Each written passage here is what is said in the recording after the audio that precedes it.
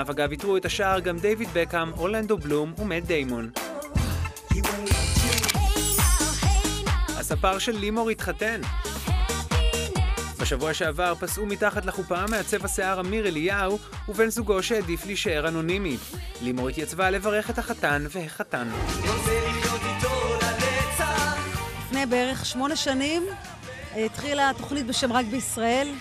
מוכר. כן, וחיפשו מישהו שיעשה תסרוקות ללימור, ותוך שעה מצאת עצמי עם מזרקה על הראש ועליה ציפורים וצייצות, וזה היה תסרוקת של אמיר.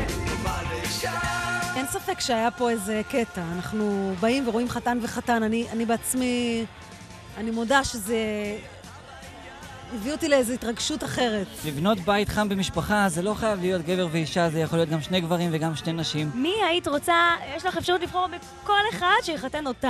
מי הייתי רוצה שיחתן אותי? וואו. אני כבר ויתרתי על חתונה אחותי. רוצה לחיות איתו